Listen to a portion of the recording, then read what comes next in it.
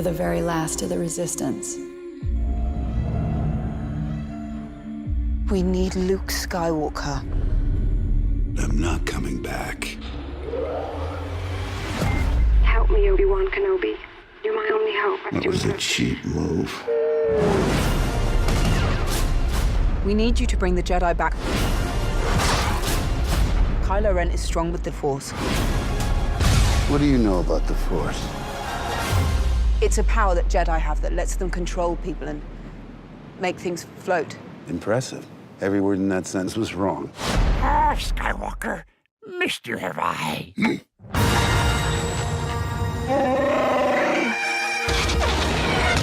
Oh, they hate that ship!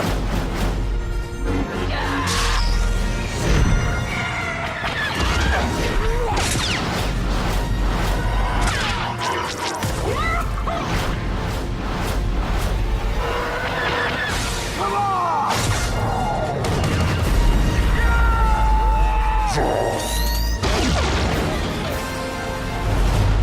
The rebellion is reborn.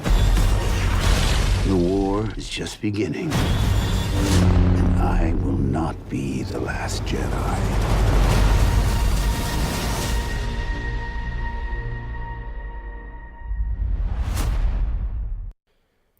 Hey everybody, from the Hollywood foothills of North Carolina, this is an episode of the Confirmed Crap Podcast, the unofficial podcast of the epicreview.com.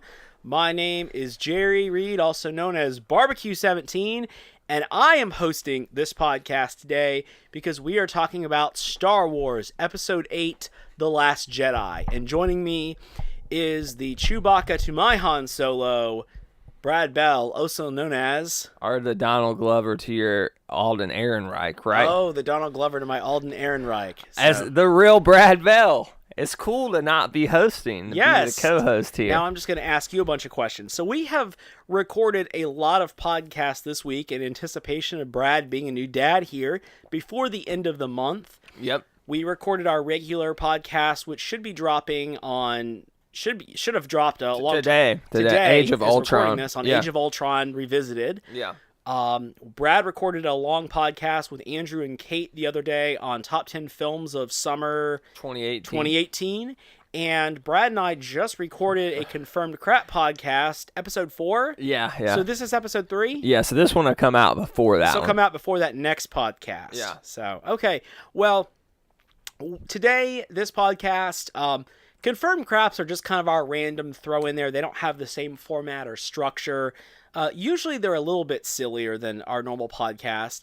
But today we are talking about Star Wars Episode 8, The Last Jedi. Or The Last Jedi Revisited. Because I think back in December, Brad, you and Andrew and Kate recorded a Last Jedi podcast, correct? Yes, we did. Okay. So I was not on that podcast. I was not part of that podcast. Well, it was the holidays, and I believe your parents were in town, or Kristen's parents won. It's pretty busy. Yeah. We didn't just ditch you. Like, you were invited to the podcast. Yeah, they You're didn't a just co-host. ditch me. But the film just came out on Blu-ray, and I just hadn't got a chance to talk about it with Brad on kind of the formal, setting like this. So we're going to be talking about Star Wars Episode 8, The Last Jedi today, which... I think it's fair to say this has been a very controversial Star Wars film. I don't think we're breaking any news by saying it's polarizing as hell. I mean... Yeah. People have really either loved this film or it seems like they've disliked this film. Actually, it seems like some people have hated this film. I will say, as a Star Wars fan, this film definitely... When I left the theater, I didn't know how to feel. I want to go ahead and unpack a couple things out of the way. When I have been involved in, reading about this movie and stuff... For reference, Jerry's holding a visual dictionary of The Last Jedi, which I have too. He's holding it in his hand. I'm holding it in my hand just so I can turn to things if I need to. I want to go ahead and get a couple things out of the way. There's been some controversy from this film because of the way it treats the original cast.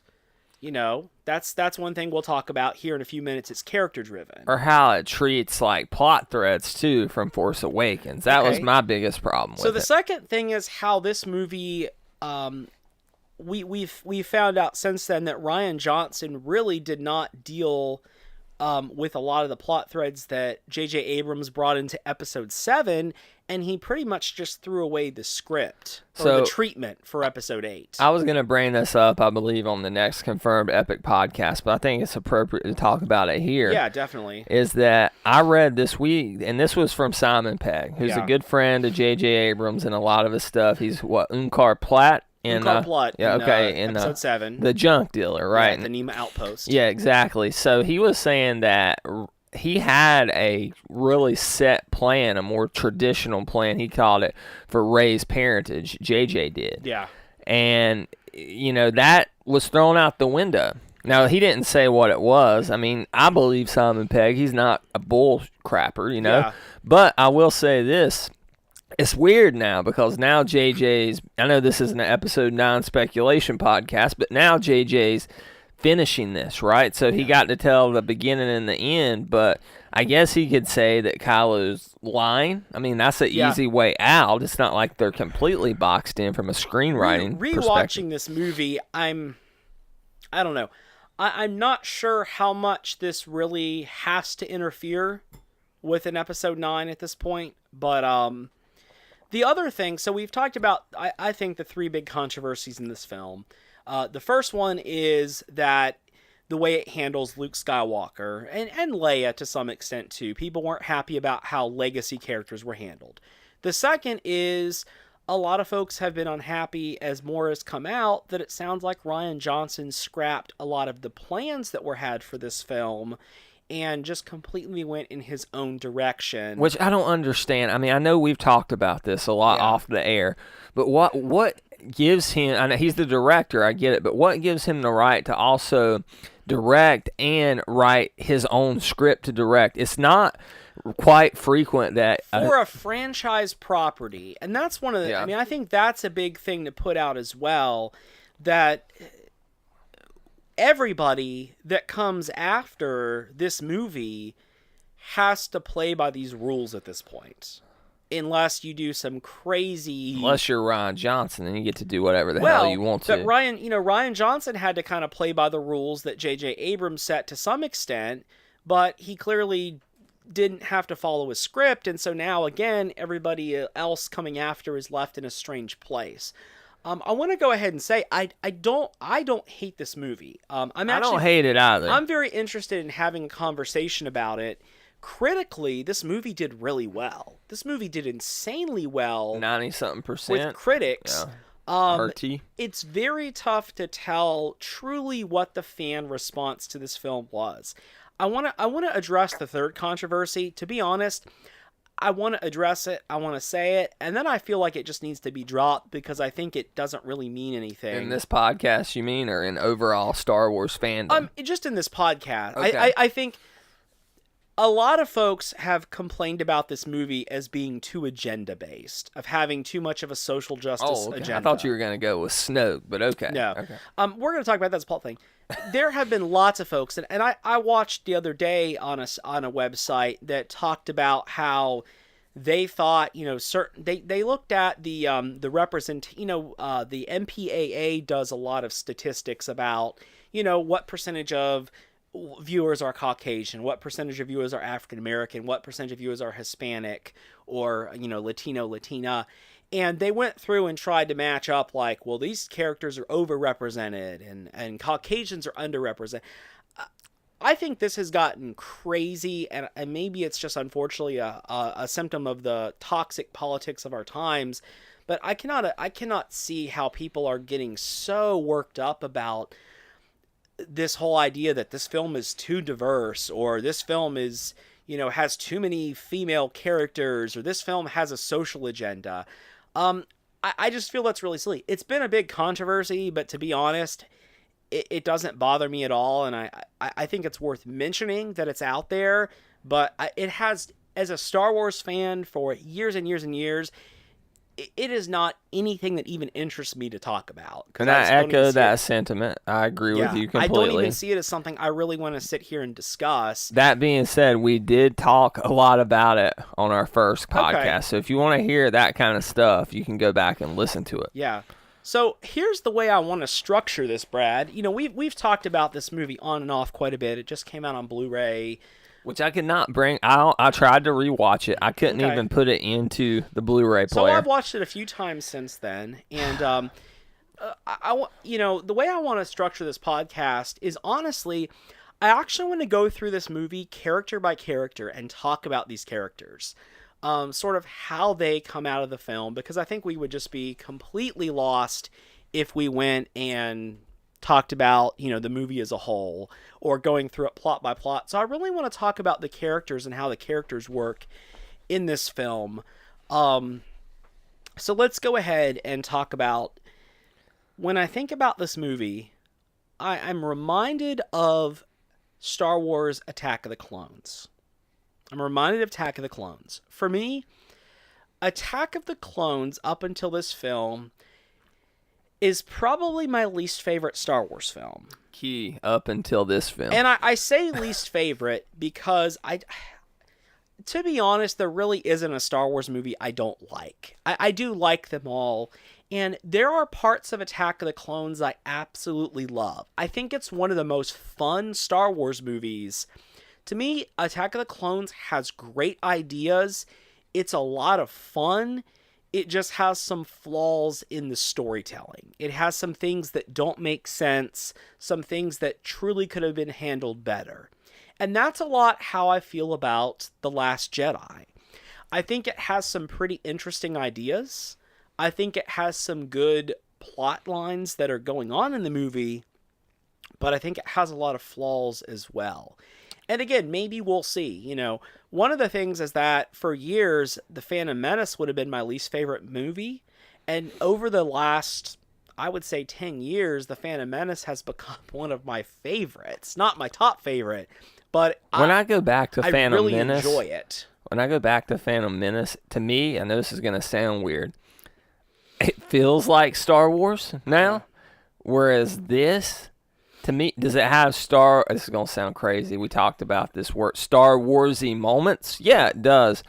But it's the least Star Warsy of the Star Wars films. Yeah. I know that, whereas Force Awakens was maybe too Star Warsy. It was just too much of a, not a shell, but a rehash in some aspects. Yeah. So let's start talking about, I think, you know, maybe not the main character in this film, but it's hard to tell who Tico Rose. Yeah, Rose Tico. It's hard to tell about who the main character is in this movie, but let's talk about the most anticipated, which is Luke Skywalker. Mm-hmm. This film sees the true return of Luke Skywalker after 30 plus years. Because we all thought we were going to get him in Force Awakens, and he did appear in that final shot.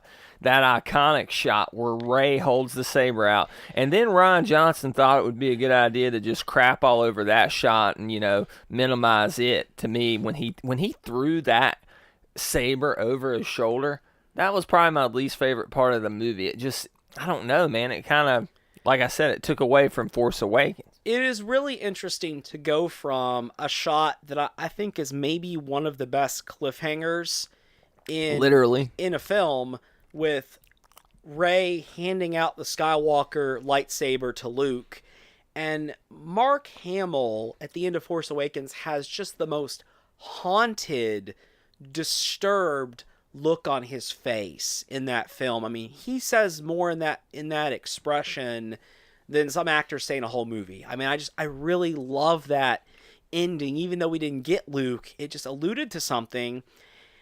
And Rian Johnson turns it into sort of a comedic moment. It felt very Marvel-like. Like, I felt that Tony Stark would do that. Yeah. And I would love it, because that's Tony Stark's character. Yeah. But I don't know if Luke Skywalker would do that. But this takes everything we know about him and turns it on his head. So Luke Skywalker is one of the, I would say, the lightning rods in this film for controversy, that Rian Johnson went with a completely different direction. Mark Hamill has publicly come out and said, he had a hard time with this role at times because he had to almost view this as Jake Skywalker. He famously said, I'm waiting for that action figure in the Black Series. this is Luke Skywalker, who we find out has, and again, there's full spoilers here. This is talking about the film in every way, shape, This is fashion, form. post-Blu-ray release. Yeah, post Blu-ray release. Luke Skywalker has basically fled to the island of Ahch-To to die. He is here. He has cut himself off from the Force. There's a scene where Rey is first kind of really communing with the Force in an intentional way, she picks up all the life and death and everything on the island, but she doesn't feel Luke. And so we find out that Luke has really gone to this island to die. He's essentially cut himself off from the Force. He's living this life as a hermit on this island that... Very similar to Obi-Wan on Tatooine, but he's not there with a purpose Right. like Obi-Wan was. Obi-Wan, we know Obi-Wan was on Tatooine watching over Luke and with a purpose. Obi-Wan was having to keep himself from getting involved for the greater good. Luke has kept himself removed. Brad, what do you think about Mark Hamill's performance in this role? Let's talk about his performance. I thought his performance, as far as from a critical, an acting standpoint, it was the best performance of Mark Hamill's career outside of Joker stuff. So him actually physically on screen, the emotion he portrays, just that at the end when he's projecting himself, and I know there was CG used to obviously levitate him up, right? But just how physically spent he was. The reaction, and I know it was in the trailer, but I felt power like that once before. To me, he's not, Mark Hamill, if you look at the original, the big three, right? Han, Luke, and Leia, he was probably the worst actor of the three in the first film. Probably so. I mean, because Harrison Ford was established, Carrie Fisher was, I know she was young, but maybe Carrie Fisher, I don't know. But to me, this is his strongest performance. It's one of the strongest performances in any Star Wars movie. I would agree. From an acting perspective. Yeah. He should have gotten nominated for Best Supporting Actor. Yeah. And I can't believe he didn't. But screw the Oscars. I cannot find anything in Mark Hamill's performance to knock him for. This is a great performance as a very haunted, troubled, disturbed Luke Skywalker who has gone in a completely different direction than I think any of us ever viewed Luke as going in or saw Luke as going in. After watching this a number of times, after having read the book, read the movie novelization, I think I do appreciate this. I appreciate this take on Luke.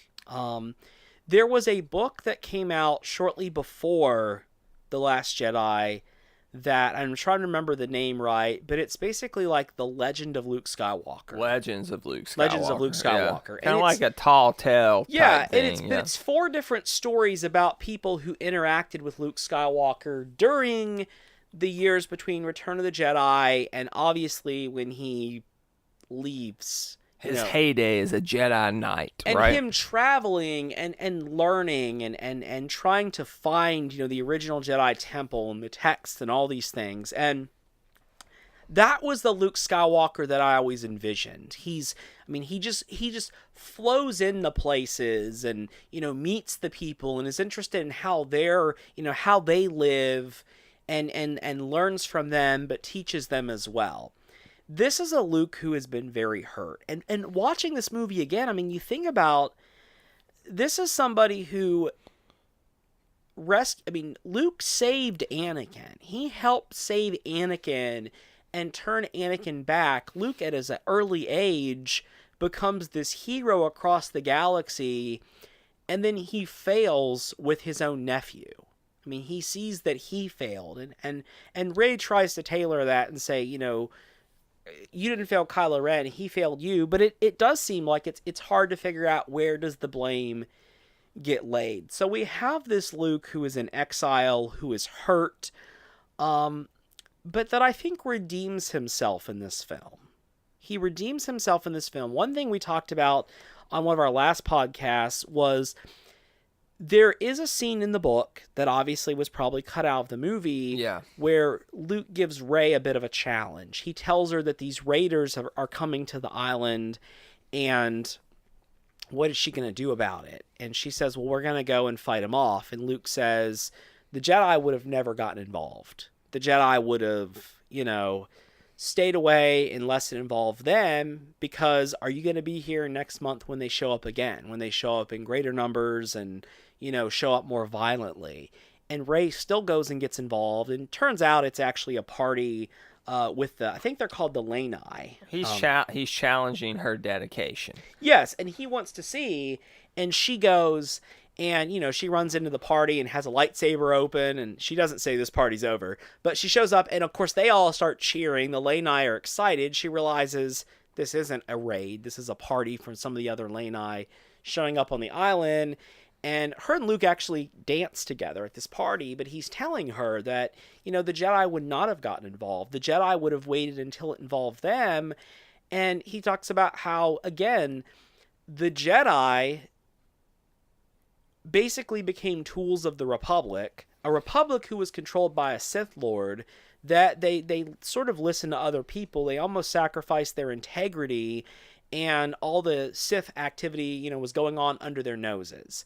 That I just want to interject. Go for it. Because this kind of gets me to one of my favorite parts about this movie involving Luke Skywalker. The symbolism of his story, and what you told me from the novelization that I didn't read, but you told me about this in the past, it kind of coincides with that or complements it.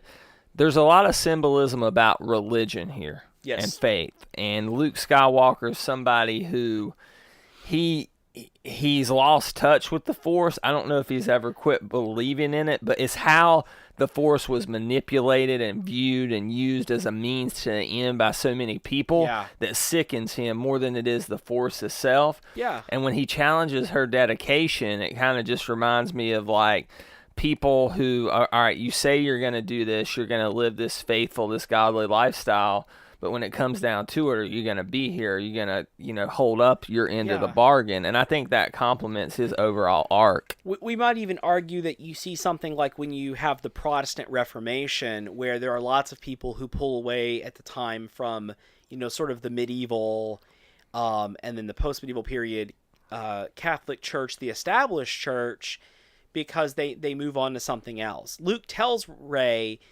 the Resistance doesn't need the Jedi. This is what they need. They need people like Rey who are going to go out and actively get involved, not just sit back and withhold this knowledge. I think the novel colors Luke's character more, that he's not just crotchety, he's disappointed. And he's trying to understand what really needs to be done. But at the end of this, we see Luke force project himself onto the planet of Crate to help the Resistance, to allow the Resistance to escape. He confronts Kylo Ren.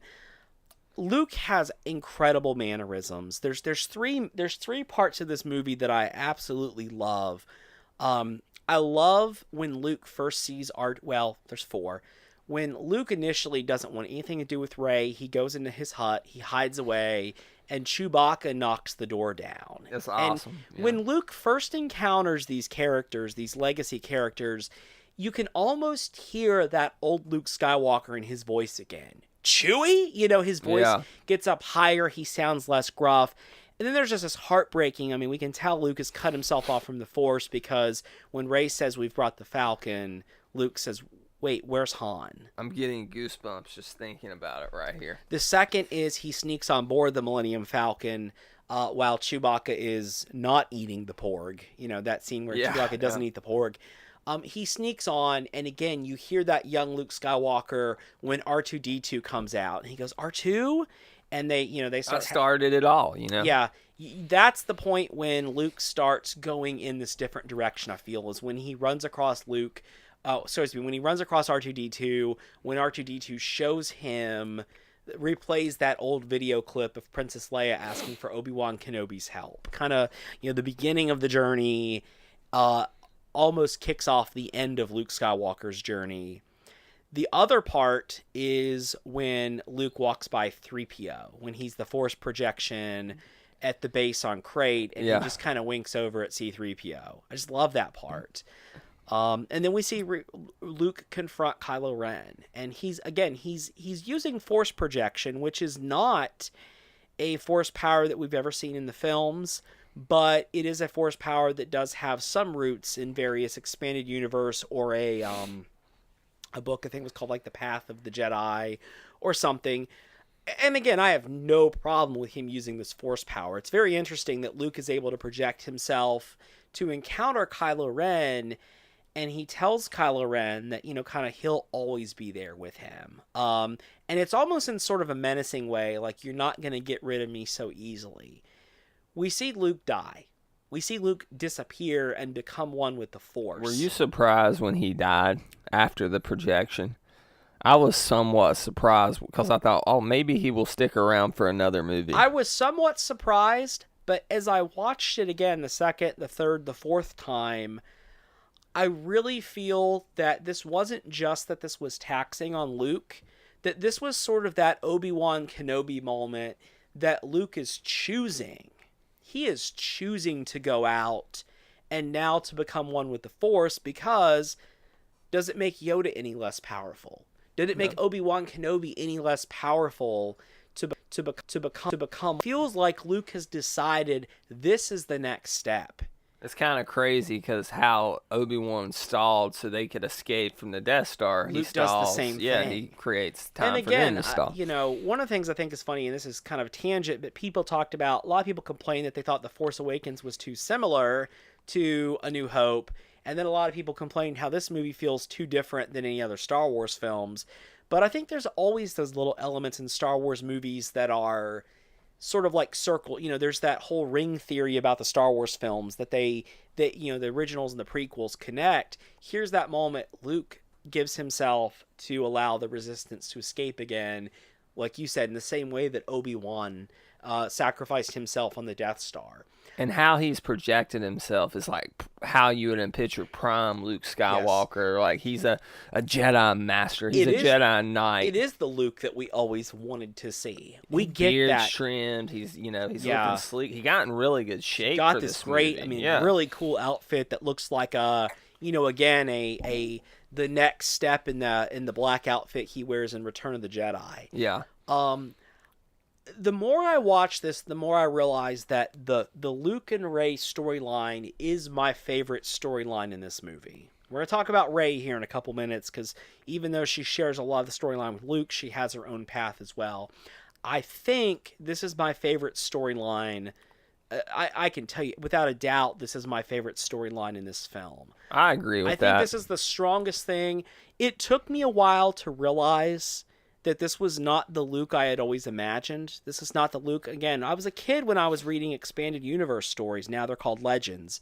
But, in hearing these stories of Luke after Return of the Jedi and, rebuilding the Jedi Academy, it's not the Luke I always wanted to see, but this is a Luke that is on a different path. Is he your Luke Skywalker, though? Or is that still that Luke from who rebuilt the Jedi Academy and came through the Thrawn trilogy and all that stuff? This Luke at the end very well could be. At the end of this movie, once he tells Rey, I will train you, I think this could easily become my Luke.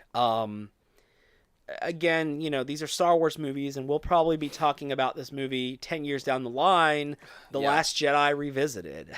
We'll revisit it again at some point. I don't know, Brett. Anything else about Luke that jumps out at you? I guess the first time I saw it, I was just bummed out he wasn't there, that it was a projection. And then the second time I saw it in the theater, and I hadn't watched it on home video yet, but the second time I watched it in the theater, it really made a lot more sense to me. Yeah. I kind of had how I wanted the movie to play out. I wanted him to stare down the whole First Order with a lightsaber and just basically like some Force Unleashed stuff, man. And that's not what Luke needed. That's not what the Resistance needed right that moment. So I appreciate it a lot more now. And I think we're going to... if you ask my gut feeling, I think we're going to see Luke in the third film. I think so, episode too. 9. I think Force Luke is, Ghost. I think Luke is going to be absolutely a crucial part of that movie as a Force spirit, guiding these characters, and it will be interesting to see how that works. So, let's talk about the other legacy character that is one of the big 3. Let's talk about Princess Leia. Brad, how does this film treat Princess Leia? I think they sideline her more than she needs to be, especially considering that they didn't know the whole time, but about halfway through, Carrie passed, and Right. they could have changed. I listened to an interview with Rian Johnson. They came back in from Christmas break right after she had passed. Right. They had the choice to edit the film, and maybe that scene where she does float out in space to come back, just let her die there. Or they could have made other decisions, but he said he wanted the movie to be how it was originally intended. So from a filmmaking perspective, I respect that. It just seems like, and I'm gonna let you get into this because I know it's a big thing to you. But yeah, it's a huge thing to me. But It's what you're talking about. Holdo, is it General Holdo? Vice Dern. Admiral Amilyn Holdo. All right, Laura Dern's character, I'll just say, she gets to be the hero a lot more than Leia, and considering this is Leia's last film, and we knew that at a point within the editing suite, I don't know how I feel about it. I think that it's kind of not fair for us to judge it, though, because this wasn't intended to be Leia's first movie. Like Rian Johnson said, Han gets the first one, Luke the second one, Leia the third. And now, unless they do the unthinkable and they recast Leia, which I know was a rumor, they were going to get Meryl Streep, who's the greatest living actress, but still, it's hard to recast a role that iconic. It was a bad situation. They were dealt a bad hand at the sabacc table there. Yeah, absolutely. I really like the majority of the way the movie handles Leia. I don't like the fact, though, that Leia was sidelined for a lot of this story. And again, that would have happened before, Carrie Fisher passed. I mean, that seems like that was the way it was originally written. It's not for terribly long, but it definitely... I like this role. I like this role as General Leia. I mean, I still like the presence and, no pun intended, the force that Carrie Fisher commands in every scene. I really like her relationship with Poe. Again, I think in Poe, Leia sees a young, and I mean, it's definitely it's interesting. I almost feel like at times that Leia treats Poe like the son that she wishes Ben Solo would have become. Yeah. I feel like that. Almost like a younger Han Solo. Yeah, that she sees him like a young Han, and she is trying to temper. She knows he could be this great leader of the Resistance, and we see Poe start becoming that near the end of this film. And I like that. Again, I like this idea of these legacy characters passing these things on to this new cast, to this new generation. I like Leia. I love the look of Leia in this movie. I mean, I think she nails all of her scenes. There's one thing about Leia that I do not like in this film. I think that, to me, this is one of the biggest weaknesses of this movie, and it's Leia floating through space after one of the Resistance ships is attacked, and Leia floats out into space. I like the idea of the infamous scene at this point. Leia uses the Force and she floats back to the ship. I love the concept of that. The execution was not there. The execution of it, the first time I saw this, it was so surreal and awkward looking. And I thought about, remember, something similar happens in Guardians of the Galaxy where Gamora and Star-Lord are thrust out into space, and it looked so much better. Leia almost, I thought, wait a minute, is she like turning into an angel? Because, Anakin references in episode 1 about Padme, and is she gonna like float away or something? Is this like their goodbye to Carrie Fisher? Because it looked really strange. Watching this over again, I love the concept. I love the idea the execution is just really, really poor in this movie. And I just don't know how Rian Johnson, say what you want to about his screenwriting, his story ability. He's a good director, okay? From a technical standpoint and all that stuff. Go watch some of his other movies, Looper, Brick, The Brothers Bloom, all that stuff. But it was not executed well. The CG wasn't rendered as well as it could have been. Like, it was almost like Christopher Reeve's 78 Superman had better flight scenes than this. Something just looks off about it. And it's I don't know. It's just tough for me to get around the look of that. What I do wonder is how Leia will be handled in episode 9. I know you said this is not episode 9 podcast speculation, but it is now. I think at this point for me, I don't want them to recast Carrie Fisher. I think maybe her death just needs to happen in one of the novels. It needs to happen in a book that leads up to episode 9. We have about 2 years until episode 9. Which I think is good for this franchise. I think it's very good that we're going to have things rest for a bit after Solo.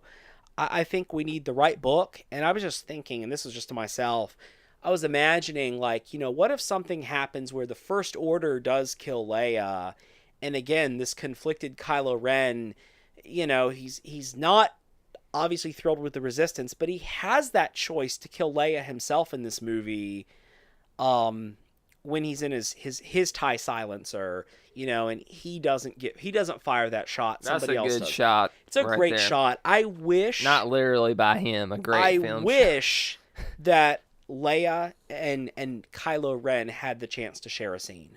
I can't believe they did. I can't believe it. I mean, maybe they were supposed to. There's a lot of things in this series. I cannot believe that we never had a chance for Han, Leia, and Luke to share a scene either.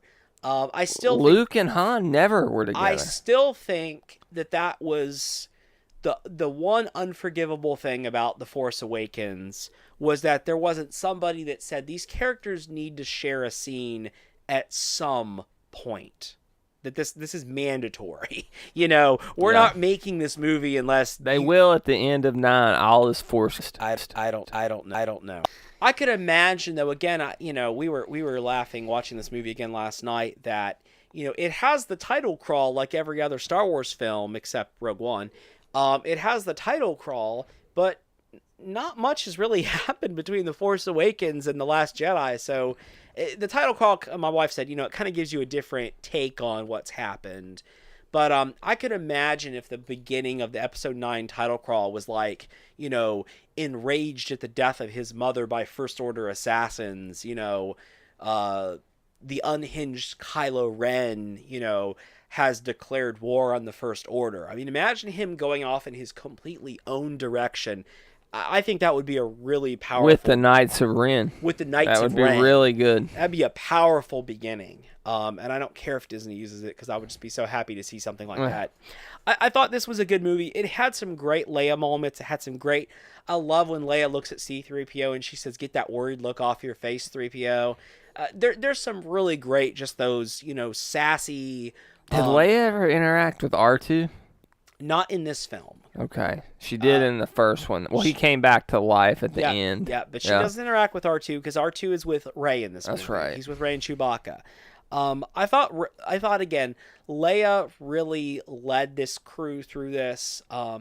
She doesn't get the most powerful scene that she could have had, and I think we're going to talk about that in a minute, which is Holdo's sacrifice. But I've got a list of the characters. We're going to go through them. The Holdo maneuver. But we're going to get there in a second. But I thought Leia came out of this. If this is our send-off for Leia, this was a good send-off. This was a good last film for her. It was okay. Could it have been better? Absolutely. But I think it was perfectly fine. Her story could end at this point, and the Resistance is saved. Leia has fought this fight for pretty much her whole life, and things are in a position for the Resistance. So let's talk about Rey. Let's jump from talking about Leia to talking about Rey here. Rey, I love Rey. Rey was one of my favorite characters in The Force Awakens.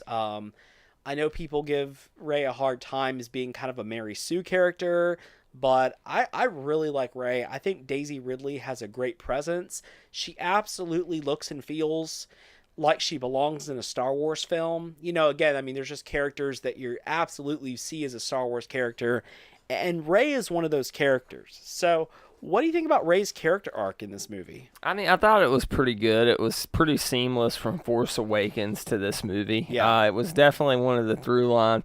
I think, you know, you said that Luke was your favorite stuff, and I was kind of like, I echo that sentiment. I think all the stuff with Rey and Kylo is my favorite. Yeah. I think it's the strongest point of this film, and I think those two are always better when they're playing off of one another. They complement each other very well. Let me throw in there. I am including when I talk about the storylines, I'm thinking there's the Finn Rose storyline. Yeah. There's the Poe Dameron storyline, Poe Dameron Leia storyline, and then there's the Luke Rey storyline. Which is the A storyline. I'm thinking about that as the main storyline. So absolutely, I think Rey's interactions with Kylo Ren and Luke are the best parts of this film. I just think that, and I know we're talking about Rey, but Yeah. you get to the... We've got Kylo Ren next, so let's go ahead and talk about Kylo Ren. Let's just if we need mishmash to, these 'cause it's together hard, It's here. hard to separate them because their storylines become so interwoven. Mm-hmm. And literally, that we find out in this movie that Snoke has created a connection between them that Rey and Kylo Ren can talk to each other, that they can see each other, and they can communicate with each other. Kind of like Force Skype or Force Time, kind of like FaceTime on the Apple phone. There's a strong connection here. Here's the thing. The best part of this movie for me is, like, looking back on it from a technical level, especially choreograph, you know, and all that kind of stuff, is that throne room scene and the Praetorian Guard fight where Rey and Kylo team up to fight the Praetorian Guards after Snoke's death.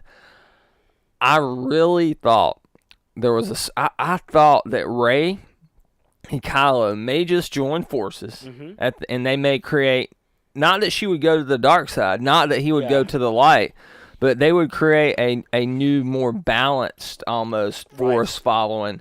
And, like, Episode 9 would be, like, the New Order or something like that. And that would have been awesome to see. But that's not, you know, you got to review the movie. You got to review and talk about the movie you got, not the movie you want a lot of the times.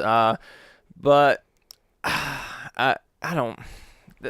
I just, to me, there was so much left on the table with this movie. Like, I don't think that this was utilized to its full potential. But I do think, like, the Rey stuff is some of the strongest stuff. And, you know, we've never...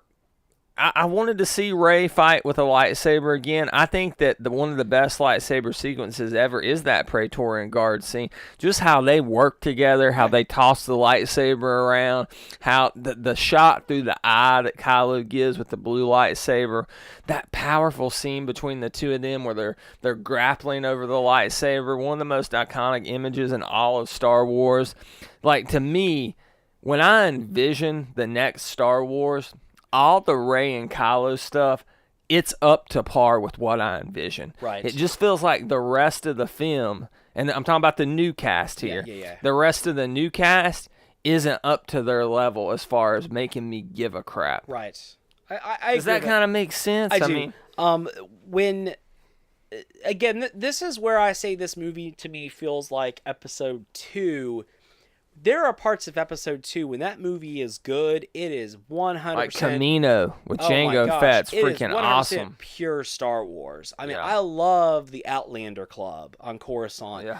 I love everything on Geonosis. Geonosis is incredible.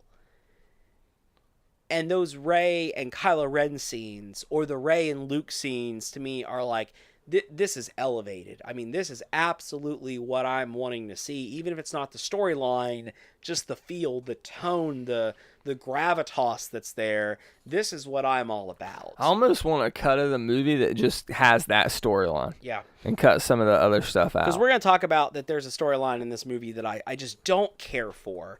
the Canto Bight stuff, and we're going to get there in a minute or so. I mean, Daisy Ridley, she holds her own in this movie. She's incredible in this role. I really love Rey. I think they've done a good job again.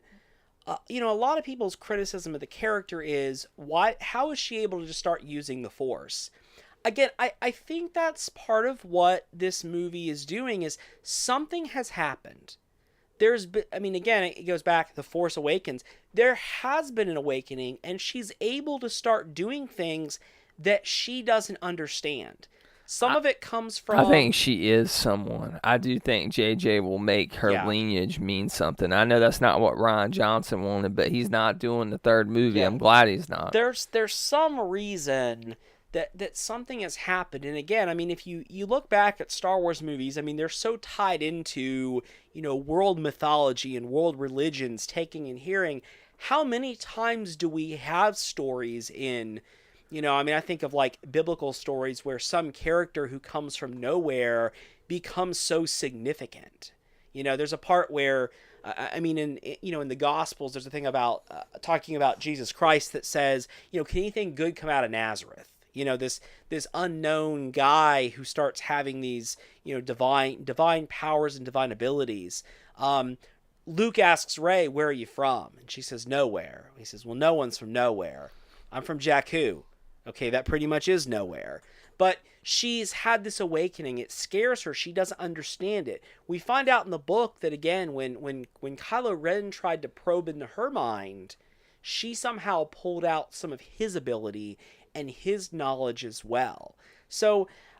she can block people from like reading her mind or anything. That was shown in Force Awakens. I don't think it's just supposed to be that Rey is just naturally good at anything like a fan fiction character. I think we're seeing something unique and different, that the Force is doing something here, and I'm really curious to see how it happens. Again, she also lived a super tough life, and she's the person who survived. I mean, she's raised herself. She's had to build all her own things. She's had to defend herself. She is not just a random farm boy character like Luke Skywalker. I mean, she is somebody who has eked out a life in She's independent. Yeah, in a very harsh world.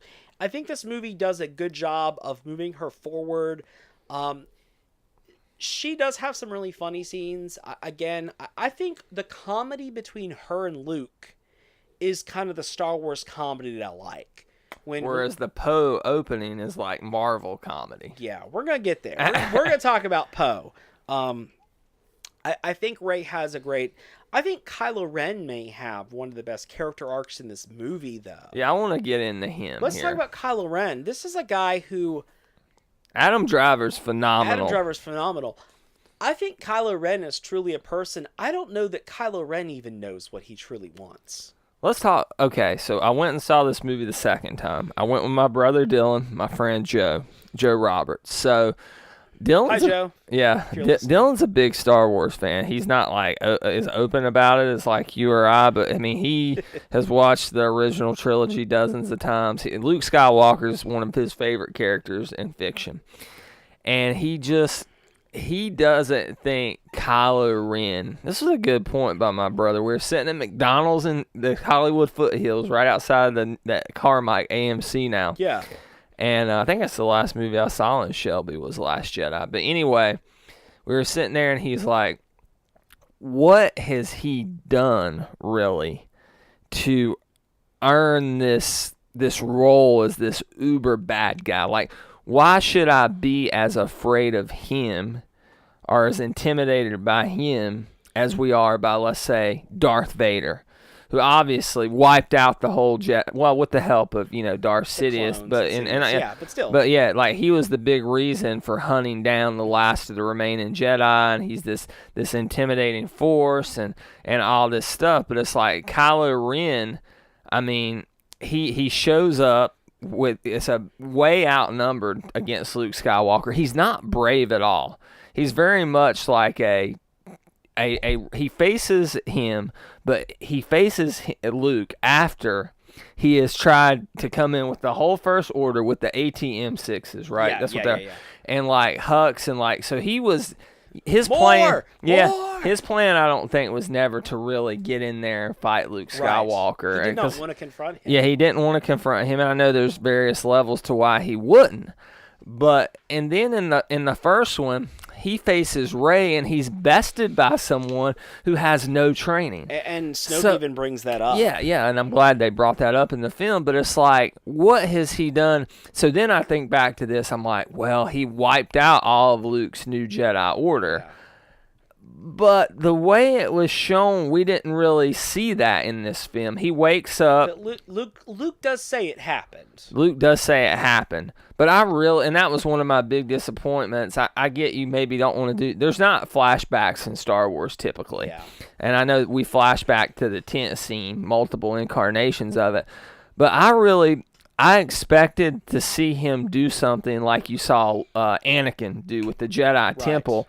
And it's like, oh my God, this is he's just a terrible person. And, him and a couple students, which I'm presuming became the Knights of Ren. We don't know that. That's a big leap by me. But, like, that they went in and wiped out all these Jedi. And if they were able to do that, then okay. But, like, nothing we've seen in the film really makes him a menacing, threatening protagonist. Yeah. So that was my brother's point. And it's something that really stuck with me ever since we had that conversation. I think that's definitely the thing about Kylo Ren.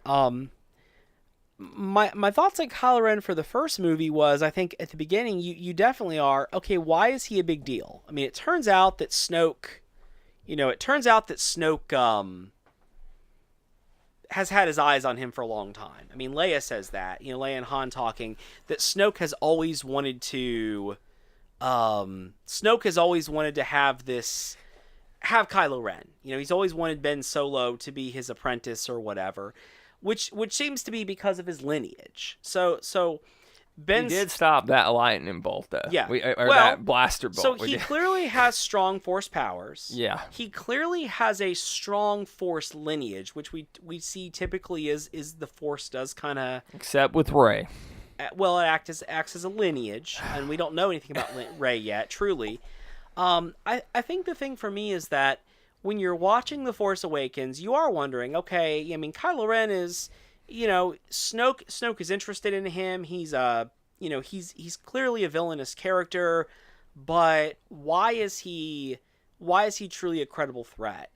I think the moment that Kylo Ren kills Han Solo. But it was a cheap shot. Like, he didn't confront Han Solo. I mean, come on. But he was willing to do it. Okay. He was still willing to do it. That makes him a bad guy, a villain, but not like I don't know.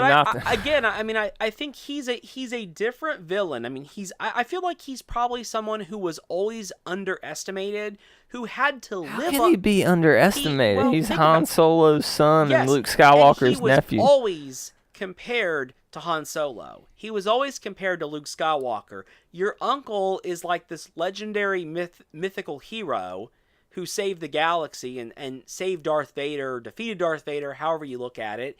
His mother was one of the leading politicians in the galaxy and a general. His father was a legendary hero of the rebellion.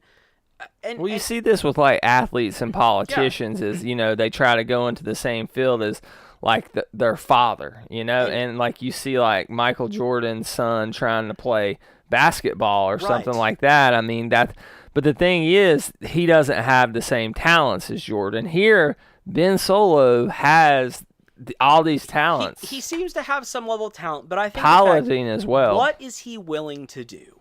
And I mean, I think the moment on that bridge at Starkiller Base when he kills Han Solo, doesn't matter what he's done, he's willing to do anything at that point. It makes you hate him. That's for sure. To me, he very much, and not to be distasteful, to me, he's very much like some of these angry young men who become school shooters. They're not they're not brave. I mean, what they do is cowardly, but they're villainous because they're willing to do anything. They're willing to do something that most people would not even think of. But does that make a strong villain in a film or a book or fiction? I think it's giving us a different villain. It's a modern villain. A very modern villain who is doing something different. Again, everybody says they don't want Darth Vader again. They don't want the Emperor again. They don't want Darth Maul again. Well, we've got somebody very different who might be cowardly at times, but he's willing to do these things even though he struggles with it. But doesn't he need to show some sort of progression to where he does become more confident in his abilities, and he's going to, like, if we don't see him take more physical action on the ground action in episode 9, I'm going to be disappointed. He destroys, along with Rey's help, but he kills Snoke. That's a big deal. He cheap shots him. But just like he cheap shotted Han Solo. But he still does it. I mean, but yeah, I get he still does it, but it's like, imagine, now I'm not saying I wanted to see this in the film, okay, but imagine this. He confronts Snoke. Yeah. They have an epic lightsaber fight, and he bests him, much in the same way that we see Anakin best Dooku. Yeah. So Dooku's this powerful Jedi master who trained Qui-Gon Jinn, right? Didn't he train Qui-Gon? Dooku? I don't think so.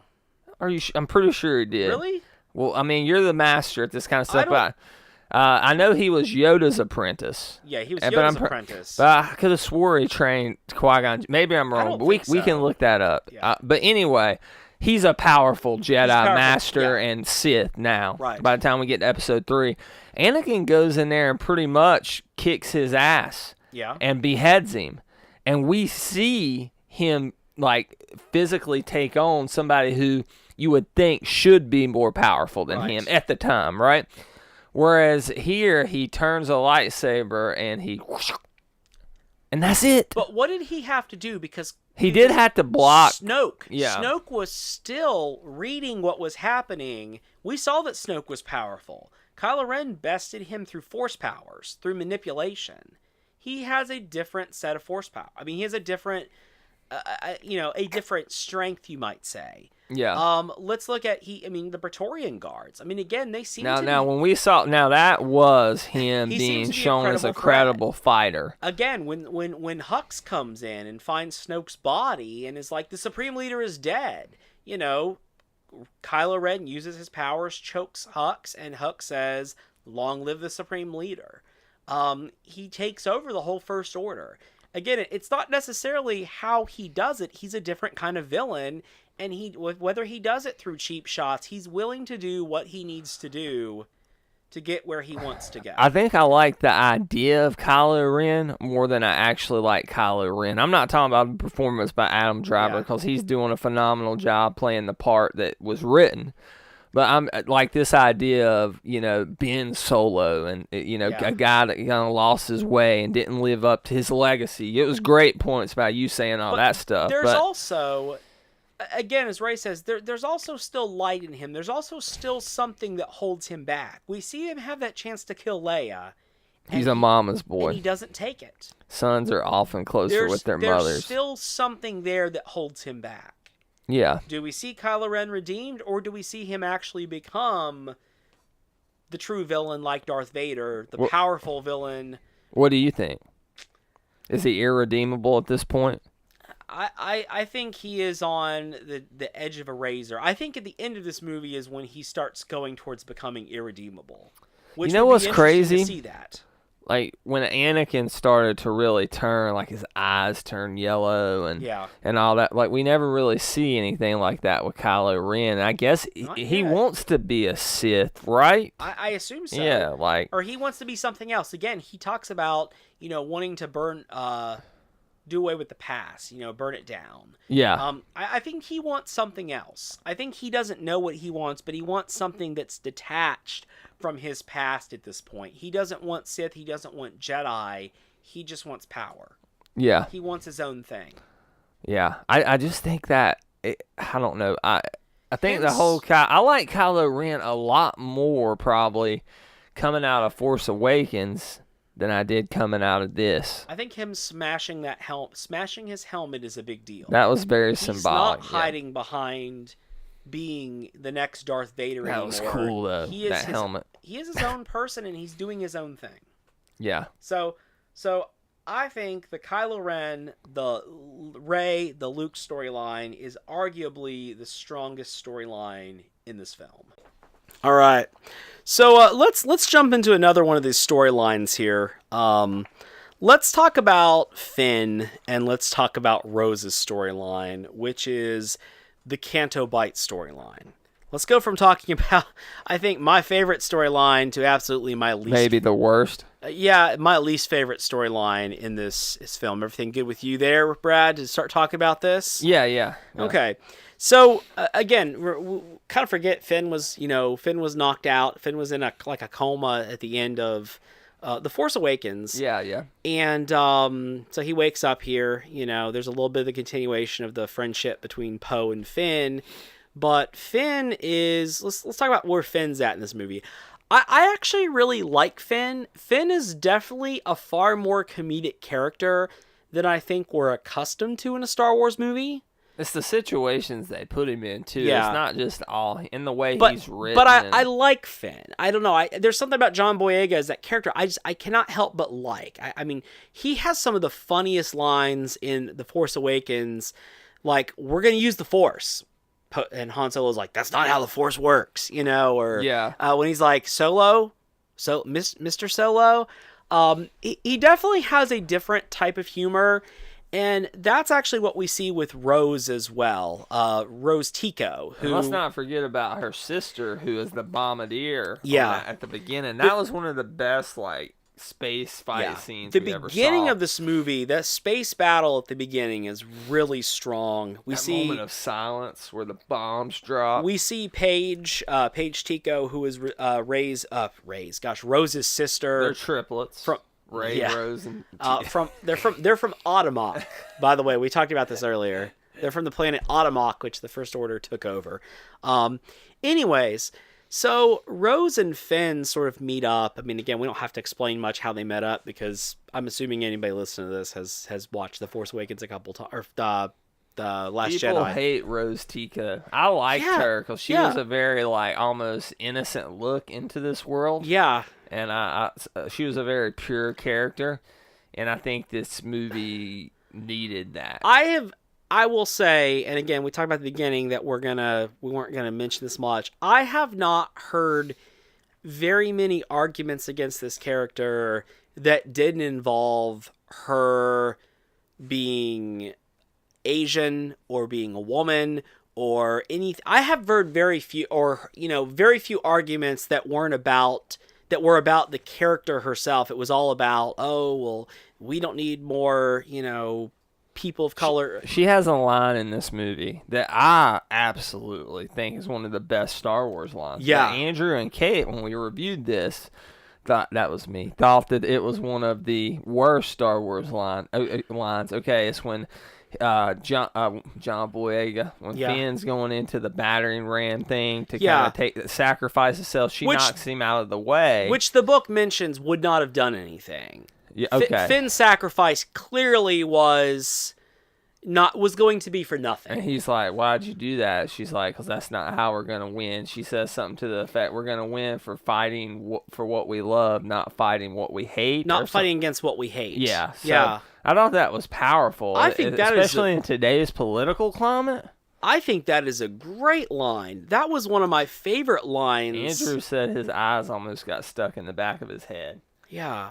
I don't see how you hate that No. line, but again, I mean, I think in so many places when we see people who are just driven by, going against what they hate versus actually fighting for something positive. We see this with political parties where people talk about, you got to tell us what you're for, not just constantly what you're against. We're anti-Obama. Now the Democrats are just anti-Trump. It's like you need to run for something, not just against something. Yeah. And I thought that was a really strong. I mean, Rose's, affection for Finn was stronger than just her desire to see, him run into a First Order ship. Yeah. So I really like that. Again, I thought Finn and Rose were just such an unlikely pair.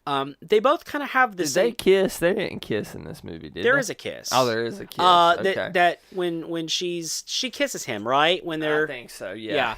I kind of forgot. At that part there. I mean, again, they're both kind of the unlikely heroes. I mean, she works in she works in the engineering department of the ship. There's a really good book. There's a book that is about Rose and Paige that's called, I oh shoot, now I forgot the name of it. It's about their mission right before this movie, that they're going on these bombing missions and stuff. And it's a really good book. It's something Squadron. I can't remember what the name of the book is. It's not Rogue Squadron. It's something else. Cobalt Squadron. I saw that at the bookstore. Definitely worth reading. Pretty good view into both of these characters and how Rose and Paige are so different, but they're sisters and the relationship that they have. But I like Rose. I like Finn. I did not like the Canto Bight storyline. You want to talk about heavy-handedness and just this whole income inequality thing, which is a big, important political topic that we need to talk about. And I think it's okay to be in a Star Wars movie to some extent. But it was just too much. And then there was like this animal activism plot thread there. This is a... Now, I didn't hate, when we got into the casino, I kind of liked it. It kind of was almost a blend. I know you did. Yeah, okay, we'll talk about that. To me, it was kind of like a blend of the Cantina and something from the Star Wars prequels.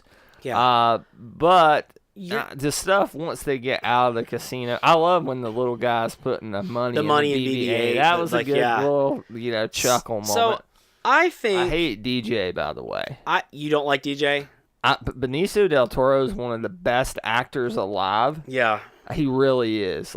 Watch him in, I know most people who listen to this know him as the Collector and in this role. Oh, he is a good actor. But watch him in something like Sicario. Remember The Hunted with Tommy Lee Jones and Benicio del Toro, right? It's just a really good movie. I don't know if, that's probably one I saw, I vaguely, I don't, recall it. But he's such a phenomenal actor. He's and a good I was actor. pumped about... He was probably the biggest name in this film. Yeah. As far as acting standpoint.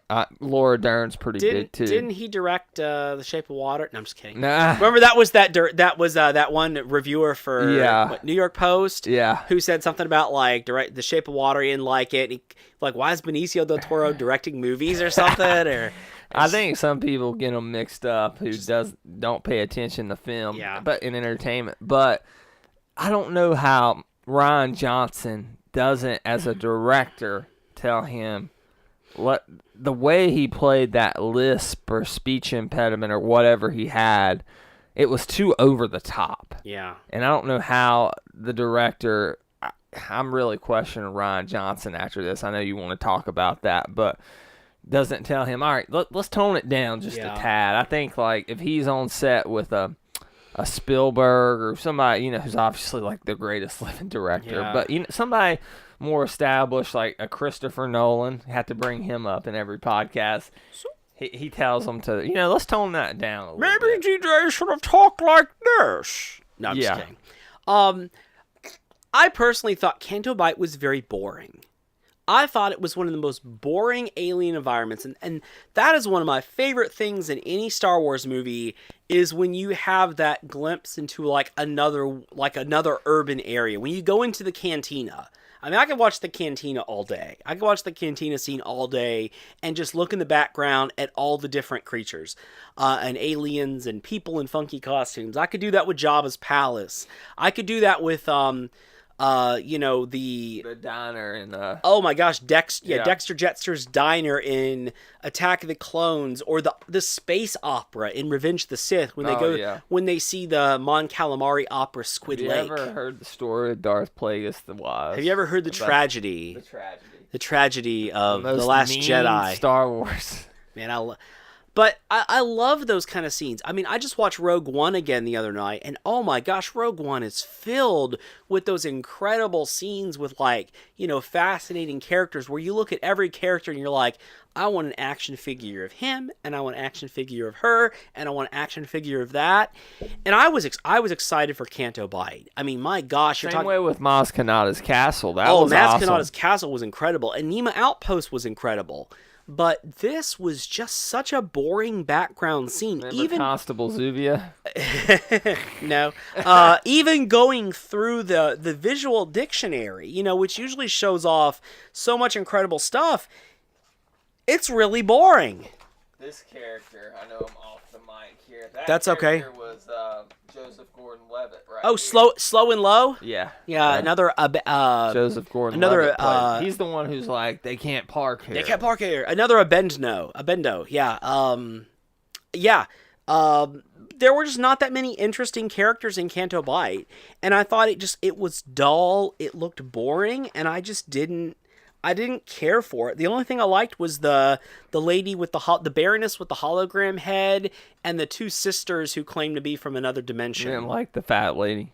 I mean, it was okay, but it just wasn't that exciting to me. And again, I'm always wanting to see those alien environments. And I thought this was just a really dull alien environment. The whole Canto Bight storyline to me is just really weird.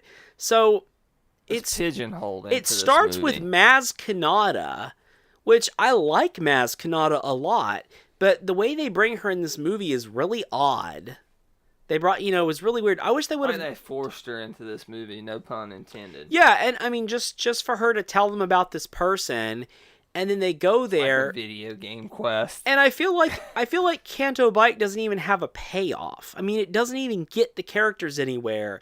There is something to be said that part of the movie's message is that everybody fails. Rose, that anybody can be a Jedi or can get away from bad situations. Luke has failed, and Yoda tells him, I mean, failure is one of those things that you learn from and you pass on, and the most important. Rose and Finn ultimately fail on their mission. Yeah, Rey goes to Snoke's Star Destroyer, and she fails. This movie failed. So, I don't know if this movie failed, but Poe fails. You're making me like this movie less as we pick it apart. But I think this scene ultimately doesn't really go anywhere. I mean, again, it addresses a bunch of these social topics, but it doesn't feel like it does it naturally or in the context of... It doesn't make as much sense in this movie. It feels so far removed from everything else that's going on. And I just did not... I like Finn. I like Rose. I did not care for Canto Bight. Yeah, they just had to give them something to do that didn't further the plot along. And I like DJ, but I don't think DJ got a lot of chance to do anything, and it's kind of confusing. Like, what was, it just didn't make a lot of sense. Oh. So, we'll see if he ever comes back. I don't know. I'm sure he'll be... the one-shot comic. It was terrible, I have not read it yet, so... It was awful. Because I read it once it yeah. compiles. So, let's talk about Poe's storyline here for a second. I think Poe is the most wasted character in all two of these movies so far. Too. And I really like Oscar Isaacs. Oscar Isaacs is one of the best young actors going today. Oh my God, I watched Ex Machina. Okay. And that's got him and Domhnall Gleeson in it. Speaking of, he plays Hux, of course, but I mean, he's such a good actor. Inside Llewyn Davis, he plays this musician, and he's never given much to do.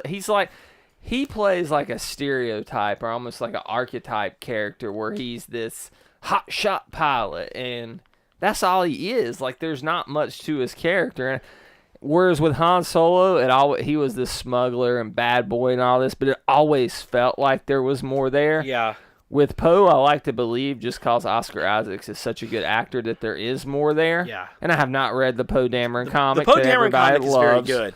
But as far as what's on screen, I mean, there's not a lot there. I think the second half of this movie, once he wakes up in the transport after Leia stuns him, I think the second part of this movie starts to let him be a leader in some way without thinking that the solution was always to... hop in an X-Wing and blow things up.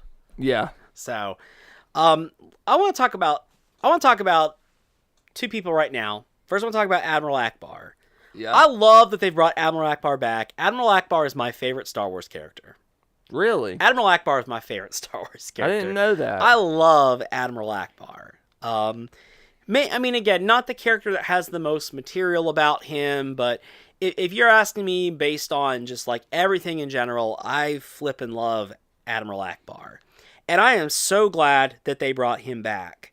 But I am so aggravated in this movie that Admiral Akbar's death is handled off screen in just and again, not a credit, it's just we've lost the whole Rebel command, including Admiral Akbar. Wait, okay, Admiral Akbar needed to have some kind of send out. I mean, this is again, he's a legacy character. He was pure fan service as far as being included He was fan in the service, new trilogy. but he's still an important. I think he's There's still. nothing wrong with fan I think he's service. still an important character. Here's the thing. Amilyn Holdo. I think she is one of the most polarizing characters in this film. For fans, people seem to either like Holdo or they don't like Holdo. Yeah. I like her. I think she's interesting. She's got a great look. Again, a lot of this movie has just a very, very basic, you've got the First Order look, or you've got kind of that basic Resistance look.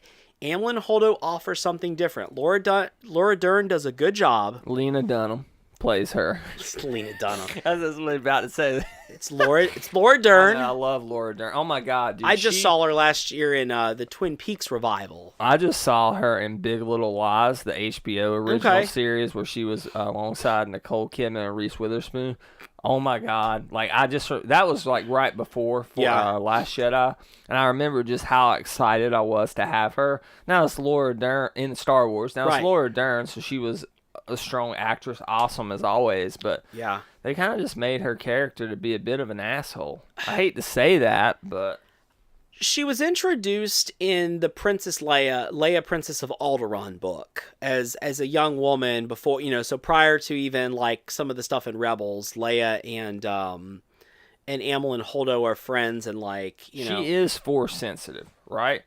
Like, I've heard people on other, like, the Force cast and Coffee with Kenobi say that. There's been rumors and mention that she's Force sensitive. I don't know that there's been anything really, like, concrete, but Laura Dern has said that, she was told that the character is Force sensitive in some way. Now, did that happen when she stuck her hand into the Triceratops poop, or was that before? It's how you get lots more midichlorians. Yeah. I think her character, I think the point of her character is to teach Poe about leadership in some ways. I mean, if you're looking at it, because he keeps questioning her, he tells her stuff that she clearly already knows. And Poe goes off and sort of, forms the mutiny. And it was good to see another strong female character. It was. I liked her. Very unlikable. They did make her unlikable until you find out kind of what she's doing. I think part of the thing was, looking at it, you can definitely see where people would want to know what the plan is when everybody's dying. If your crew is starting a mutiny, maybe you do need to give them a little bit of hope. I think there's definitely a flaw there as well. We're supposed to see a flaw that Poe just can't take orders. Poe can't take criticism. Poe is a hothead, but from the other perspective, when your crew is ready to mutiny and they think they're all dying because we're sitting out here, or one of the other things is the fact that they're being tracked, through light speed. Which is something that was mentioned in Rogue One. Yeah. Okay. I think somebody should have brought up the fact that they could have even considered that there was a traitor on board. That would have added some tension. How does the First Order know? This seems to be new technology to everybody. And it is, it really is new technology here. So why in the world did they not think maybe the answer was there was a traitor on board? But the biggest thing for Holdo is at the end of the movie when all of the Resistance shuttles are floating down to Crate, she rams the Raddus she does. into Snoke's Star Destroyer at light speed, tearing it apart. All right, this was an epic scene as far as it's from an a incredible visual point of view, but let's talk about, Jerry, tell the listeners what you don't like about it. Here's my thing about this. This is one of those incredible character-defining scenes. This is a send-off scene for somebody who we just met. And it was given to someone we had just met. And thus it means a lot less. Here's my thing. What if Leia would have done that? Epic. What if that was Leia's scene, that her whole life, the rebellion, the resistance meant so much to her that we see Leia make that sacrifice? That would have been a send-off for Leia. Powerful. What if it would have been Admiral Akbar?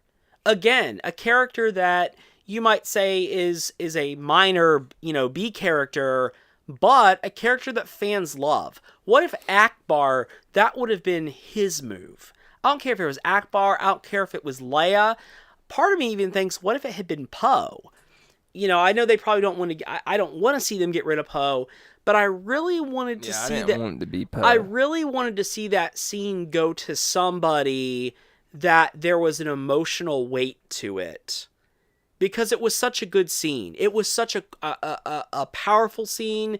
And I mean, again, it makes Holdo a very strong character. I mean, it adds to her character, but that's all we're going to get unless we get her in more books, taking place. I'm sure we will. Prior to this. I'm sure she'll show up at some point.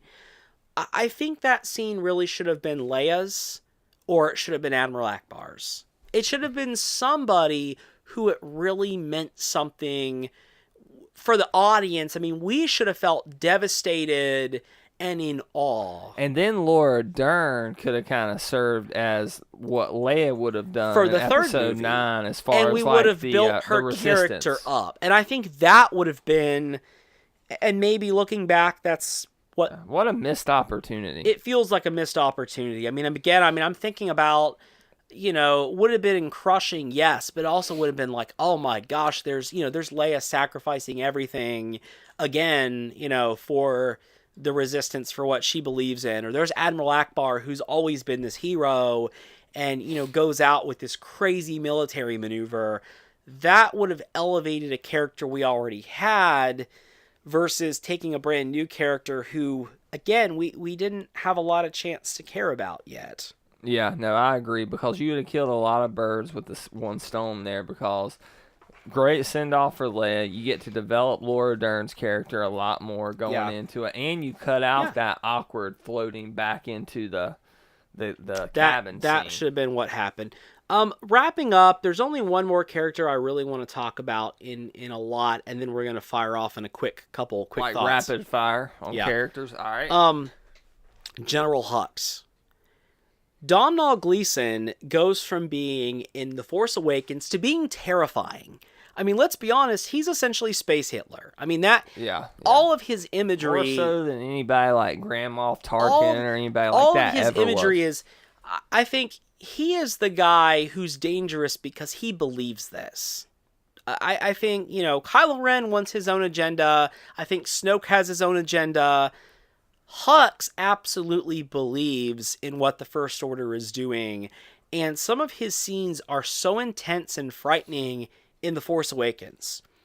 In this movie, what does Hux get turned into? He's comedic relief. Relief. From the get-go. The first scene, there are parts of the first scene with Poe where Poe is like holding for General Hugs, and he's saying hugs, like hug somebody, not Hux. If you read the book and look at the subtitles in the movie, he's actually saying General Hugs. That's a really funny scene. Had that been some like lower level First Order officers, it would have been great. But from the beginning, you're taking who should have been a frightening villainous character and making him comic relief. And that kind of took me out of the movie from the beginning, because that's the opening scene. People laughed in our theater when Snoke slammed Hux to the ground. That was kind of cool, because that showed Snoke's power set. It's one thing when Snoke does that to him, but to see him But it shouldn't have been funny. It should have been building up Snoke. I just watched Rogue One again the other day. Man, that final scene when Vader is fighting those rebel blockade troopers and he's lifting them up, that's terrifying. That's a scary scene. But it's because they just made Hux, I about said Hux. Yeah. They just made Hux comedic relief. Right. So they've been making him funny, and so thus, when we see Snoke smack him down and he goes, ow, or something, I mean, it becomes kind of a comedic scene. He's established as that. There's a lot of scenes in this movie where Hux is portrayed as inept. And we're not saying like Hux makes a tactical error. We're saying he comes off as not being competent when that's all we saw in The Force Awakens for the first part. I think Hux was very undermined by this movie. Yeah, and it sucks because Domhnall Gleeson is such a good actor. And, he'll be comedic relief in 9, and that'll be that. I'm hoping we'll see him go back to form in 9. That's Let's the thing, though, is how hard is it going to be for them to go back on all this stuff? How much can you go back on? we'll have to see. I'm sure they'll go back on a couple things. Just want to say, Praetorian Guards, badass. If I haven't made that Praetorian Guards were pretty awesome, pretty impressive. Couple other characters I want to talk about. BB-8 has some great moments here. I really like BB-8. I kind of wish R2 and C-3PO had a little bit more to do in this movie. Yeah, I like BB-8 more in Force Awakens, but he's more central to that film. Yeah. Here, he's good. I don't know if I like him. I don't know. I kind of liked it. I ain't going to lie. I felt like I shouldn't have liked it where he's in the... I loved it. Is he in an ATST? Yeah. Oh, yeah. Oh, I showed that to my daughter. She loved it, but she's nuts about BB-8. Yeah. I like BB-8. I mean, again, he's the R2-D2 of this... generation. Of this series. Yeah, he's R2-D2 of the sequel trilogy, but I would have liked to have a little bit more time with R2. Again, this movie's so long... And yet, I feel like there's so many character opportunities that are missed. We wasted so much time on Can't Bite. Yeah. What about Captain Phasma? I almost felt like she was forced into this movie. Yeah, I mean, she has a very brief scene. Again, I liked seeing her back. It feels like she had a true finale this time. To me, Is she alive? I think she's gone. Nah, she'll be back. This to me felt like Poe really, or excuse me, this was Finn really and truly becoming a resistance hero, because Finn left, but Finn was fleeing from the First Order in the first movie, and now he's actually fighting for the resistance and the people he cares about. Sort of like what Rose says in that line. He's actually fighting for something, not just fleeing from something. So I really like that they gave more scenes to Lieutenant Connix. That's Billie Lourd, so Carrie Fisher's daughter. Billie Lourd. She was kind of a cameo. You know, she auditioned for Rey's role. Okay. Yeah. She was a cameo in the first film, pretty much, but she had a lot more parts in this movie, and I really wish they would build her up to be sort of a main cast character as well. She can definitely do that. I mean, I've seen her in American Horror Story. She's been in the last couple seasons. Yeah. She's phenomenal. She's a great actress. She's not just there because she's Carrie Fisher's daughter. At first, absolutely. That's what I thought. Yeah. But then I actually saw her act. I'm like, she's a really good actress. Yeah, first movie definitely is a cameo. This one, she's really getting a chance to be there. Nine Numb? Did you like Nine Numb in this movie? Anytime I see Nine Numb, I'm happy. Okay. Well, he's still hanging around. He's at the end of the movie in the Millennium How Falcon. old is he? Damn, I mean. Yeah, Celestians must live a lot longer than, because, I mean, I don't know how old he was. He's one of my favorite. So Jedi was his first appearance, right? Return of the Jedi is his first appearance. I love because he's Lando's co-pilot. Did they ever make a Black Series figure of him? Not yet. Gosh, I'm waiting for one, though. They will. That's kind of what he sounds like. So let's talk about Yoda. Man, my favorite appearance in this movie was Yoda. I love Yoda in this movie. It was so cool. And Yoda, it was so unexpected. Yoda ties this movie together. Much. I love his line, like, "Missed you, I have, young Skywalker." I love that, man. I love that line where he what's he say? They grow to become what we cannot or teach or something like that. I mean, Yoda adds a lot to this movie. Again, I mean, Yoda appears in my absolute favorite storyline in this film. And his interactions with Luke are fantastic. I mean, so Luke got the ancient Jedi text out of the tree because that's where they were at before Yoda ignited them, and he put them on the Falcon because they took the Falcon. Yeah. Or Rey took the Falcon to, what's the name of the planet, Jerry? Crate. Okay, yeah. I need to go back and look at that because I feel like Rey leaves before Luke goes to destroy the tree. Really? So I'm trying to figure out how the text got there. I assume Rey put them on there before Luke ever went to burn it down. Okay. I need to go back and look exactly how that happened. Watch it one more time. But Luke... Yoda, man, Yoda had a great part in this movie. Yeah. Yoda was a fantastic... I'm glad nobody spoiled it for me. Yeah. Well, I saw it the first night, so I'm glad. I'm glad it wasn't spoiled for me either. I went like Saturday. Okay. Came out that Friday. I was there Thursday night. Yeah. Yeah.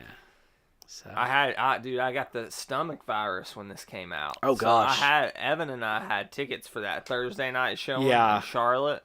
Oh, that's And right. it had like the commemorative ticket and popcorn. It was like $40 or something, Yeah. like insane, and I didn't get to go. Is there But anybody else we hadn't talked about? Chewbacca.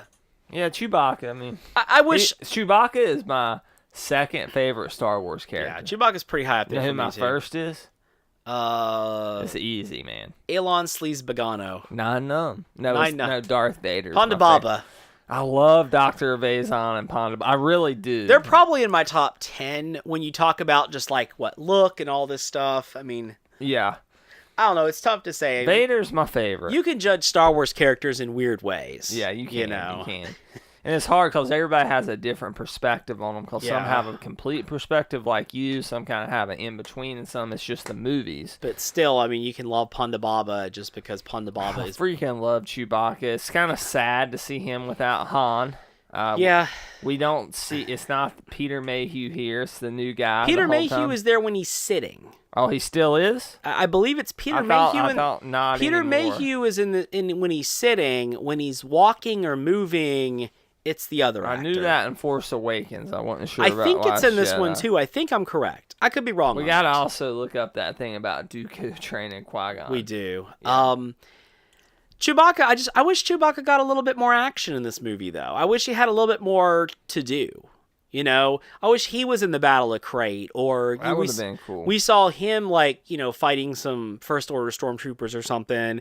I mean, about the only thing we see him do in this movie is knock down the door and and almost eat a pork. I mean, that He was there as an emotional plot device, as one of the things to push Luke. He definitely along. was. Chewbacca's such a good character, and the fact that they can continue to, create the character, I want to see Chewbacca continue. So Yeah, he was trained by Count Dooku. Qui-Gon was. really, Yeah. I completely forgot That's that. Wikipedia. Okay, well, It was mentioned in Attack of the Clones, I think. I just don't remember that. I think we've talked about everybody. Let's talk about Rian Johnson and Kathleen Kennedy real quick. Okay. I know we could spend an hour on this. All right. Rian Johnson did the unforgivable. He came in, he shit on everything that JJ did as far as a sit up and just like an overall story arc for these newer characters. And to me, that's unforgivable as a Star Wars fan. I agree with his politics. He's liberal, I'm liberal. I see a lot of the messages he's trying to give. Some of it fit and it worked well. Some of it was forced in, like Canto Bight. I just don't know if I'm really mad at him or am I mad at Kathleen Kennedy for giving him the permission.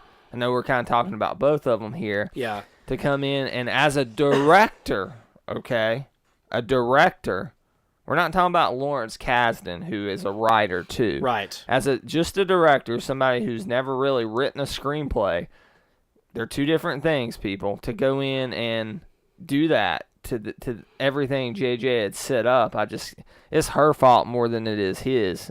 She's the Emperor, he's Vader in this scenario. Seeing this movie and hearing kind of the aftermath in terms of the interviews and stuff, it does leave me with this feeling about, well, who is steering this ship?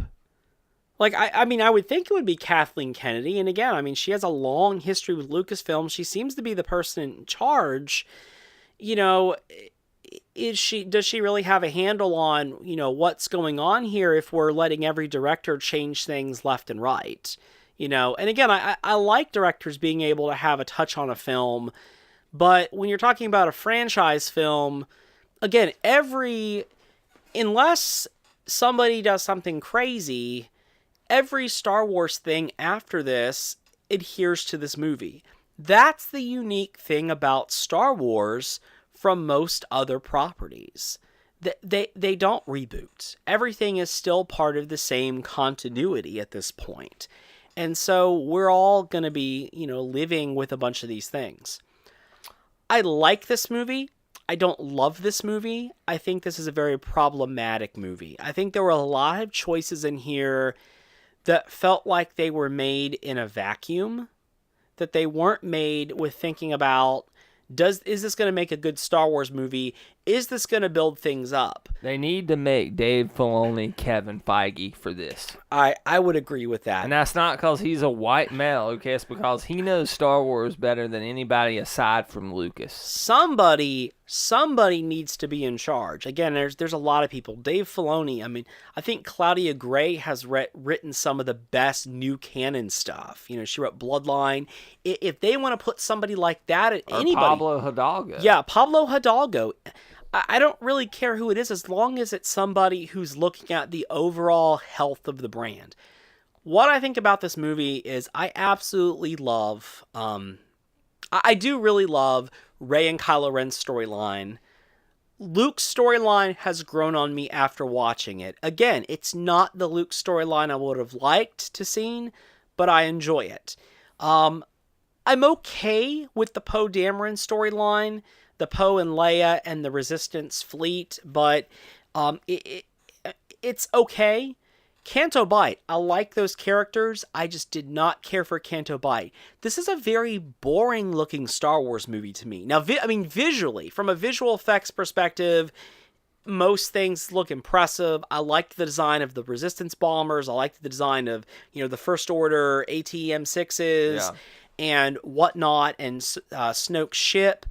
But there's just very few interesting alien designs in this movie. And here's one of the things we found out this year. Star Wars toy sales slumped. I heard about They it. did not do well this year, and I really feel it's because the character designs were so dull for this movie. Imagine where they're going to be coming with Toys R Us going out of business. Yeah. They're going to go down.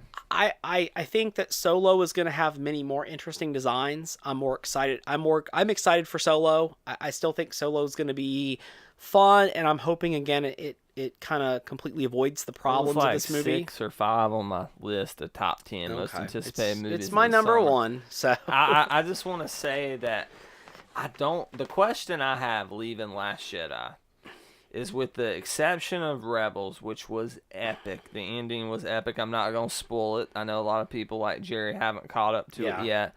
But with the exception of Rebels, is Star Wars better off since Disney took it over and started putting out stuff?